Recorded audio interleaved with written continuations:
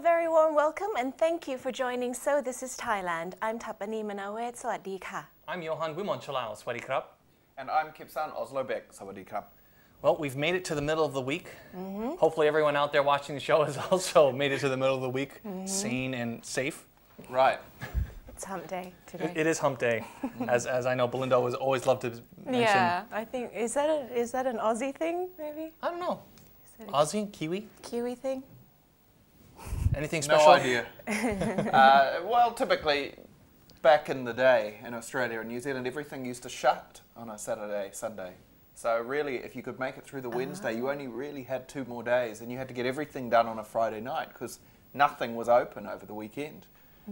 How times change. Well, speaking of Wednesday, something just actually popped in my mind for all the expats out there who may not know. Wednesdays, traditionally, all the hairdressers, all the barbers close, correct? Right. Oh, it's yes. supposedly bad luck to get your hair cut on a Wednesday. But various Thai people have told me that, in fact, this was created a little bit by the hairdressers so that they would actually get a day off. Oh, really? I heard that Wednesday was the day when the aristocrats and the very well-to-do people would go to get their hair cut. So they really? didn't want any of the riffraff, so to speak, going to the barbers along with them. So that's why it's supposed to be shut on a Wednesday, but not really. Interesting. I don't know, there's so many myths. Well, I It's do know, interesting. if you do look at the hairdressers, at least in the local areas, often they are closed, but if you go into any of the malls, obviously they'll be open for all the expats out there. So have no fear. And nobody's gone along on a Wednesday and got their head chopped off yet, so it's all good. Starting with the first talk of the town, we are taking a look at the problem of child labor in Thailand. Now, Prime Minister Yingluck visited the UN General Assembly and gave a speech on child labor a few weeks ago, I do believe. And following this, they are issuing a landmark act on trade and development that has been issued in 2000.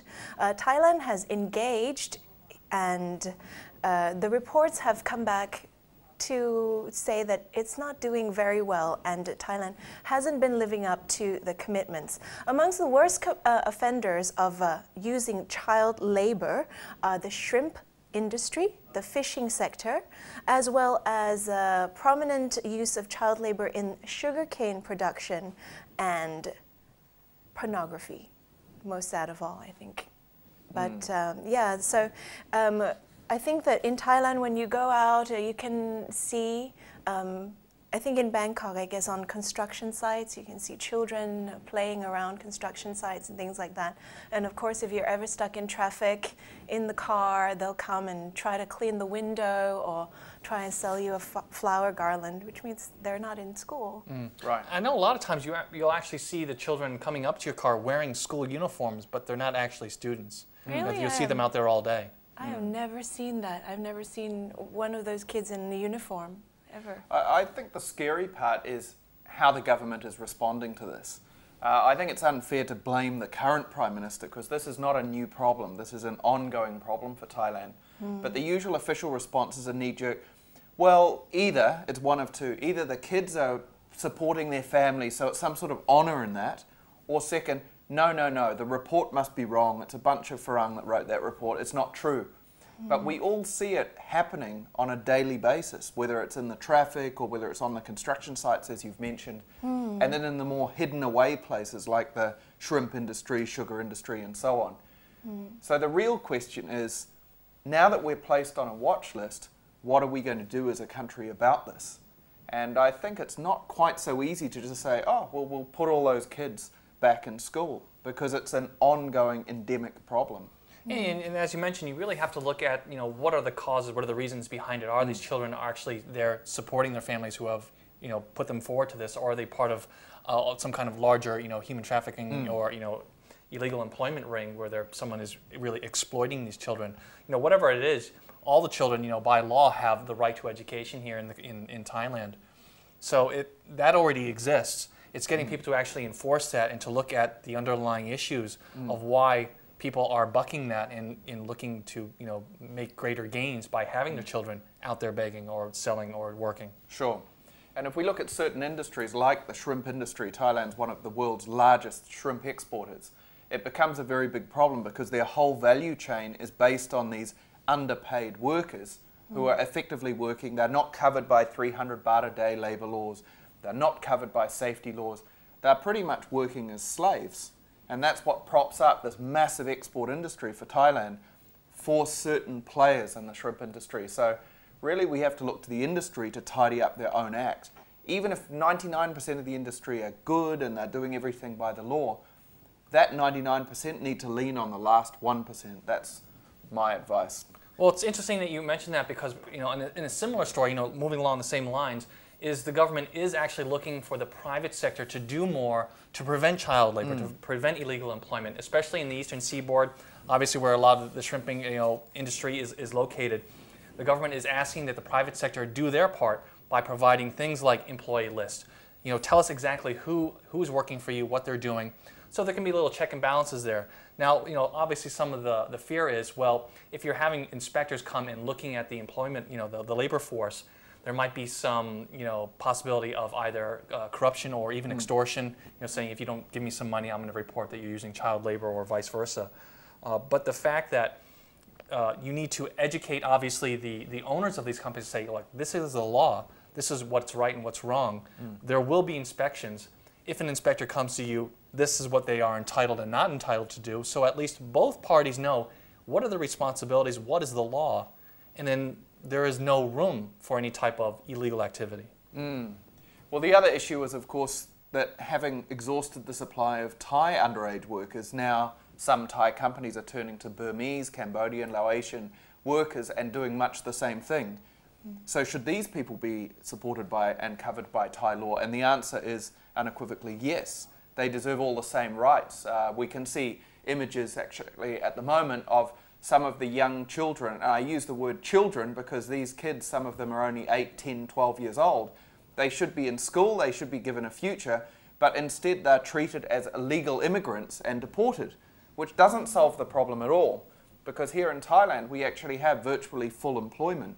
There is a job for virtually every Thai person should they choose to work. The government is ramping up how much each Thai person costs, up to 300 baht in every province, most likely at the beginning of next year. And so all these illegal workers, they're like a loophole for the factory owners to be able to get cheap labour. And it's a very scary thing. It means that we're placed on a Tier 2 watch list. We need to get our house in order, or else the consequence may be that something like the shrimp industry, we get some sort of punitive measure taken out by the USA or the EU, where they actually stop exporting or allowing the import of our product at all until we get our house in order. Well, absolutely. Well, it is a big problem, and hopefully, the current administration is putting forth measures to see that resolved sooner better than later. Absolutely. Well, moving along to look at what is a very, let's say, a very unique phenomenon that happens here in Thailand. Scotland's got its Loch Ness, we have the Bermuda Triangle, all these wonderful weird phenomena that happen. We have the fireballs, or the Naga fireballs that happen during the Buddhist Lent. Now, have either of you actually gone there and seen this happen? No, I've never seen it in person, but it's a little different to Loch Ness or Bermuda Triangle because I know countless people that have seen it in person. And it's an amazing phenomenon. No one really knows quite how it occurs. Is it natural? There was a movie made a few years ago that claimed it was actually somebody releasing some sort of technology into the water. But it's documented, hundreds of years now.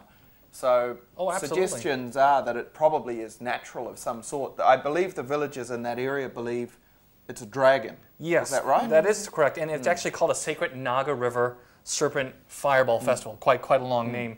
In the Thai, I know I'm killing the name, but it's Bang Phai Payanak. Is that correct? Almost. Almost, yeah. But it always happens towards the end of Buddhist Lent, which actually falls around the end of this month, October 30th. And, as Kipson mentioned, there are documented cases. Last year they had, over 1,000 fireballs that had, come up to the surface. They're expecting even more. Looking around, why does this actually occur? It's in the Mekong River. Whether it's a chemical process which happens, change of seasons, change of weather, and it's causing some sediment or something to stir up where you've got phosphorescence going on. But it is really something amazing, and it's a whole festival around it. Yeah, there's a great tradition and celebration around it. And the fact that it's falling at the end of Buddhist Lent, for those who don't know Buddhist Lent, I don't know if you would expand upon, Buddhist Lent is that time where all the Buddhists, they refrain from going outside.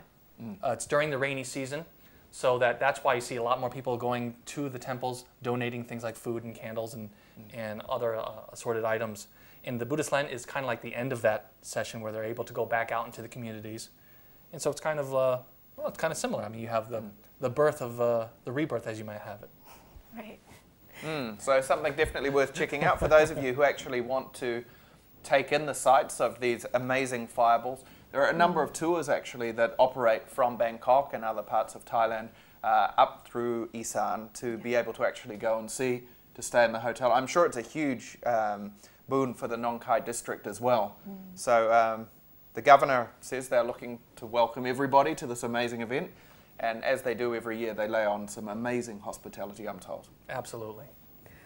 And on to the final talk of the town. Not so much fun. It's about water, zoning, floods, droughts, and water management. Actually, it's become such a big concern because of the flood last year. So we're keeping a close watch on this. Everyone is kind of anxious to see how it will all work out. The Office of the National Water and Flood Management Policy has said that they're going to use zoning as a key role in the country's water management plan. And they've divided the country's floodplains into flood-prone areas and headwater zones. So far, they've discovered that 10 million rai of land has got a complete irrigation system. 22 million has nearly complete irrigation systems, but 68 million rai is without irrigation. So the key strategies involved will be to prepare the dams and retention areas to accommodate water and facilitate the flow of water in those areas. Now, this is a subject we keep on coming around. It just goes around a lot in circles here, looking about irrigation, looking at flood prevention, looking about urban development, how this all relates together. And then we get into the problems about jurisdiction, and is the city responsible for it? Is the government responsible for it? Where does the buck buck stop there? And it's it floods every year. We're in a basin. Thailand is in a tropical country. We have monsoons every year. You would have expected that many years ago there would have been zoning in place to plan for when we have excess amounts of water.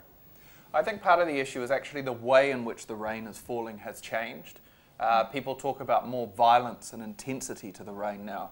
So instead of it raining a little every day for the rainy season, it rains in an absolute torrent for 2 or 3 days, and then there'll be a relatively dry period of another 5 days, and then come in again as a torrent. And so that places a huge strain on the water management system. What we're seeing is a commitment to spend $12 billion US, or about, how much is it, 340 billion baht, on these rainfall areas, water management, and about 17 plus 8, 25 river basins approximately. But what we're not seeing yet anyway is maybe the micro issues that people need to be taking, like, for example, promoting and enforcing existing laws, green roof technology, micro dams. Many of the ideas, the monkey cheek concept of His Majesty the King, these ideas work and are proven to work, but the problem is once you put people farming every little piece of land that there is in Thailand, someone is going to suffer when it floods, and nobody wants to be that person. Yeah, I know I don't.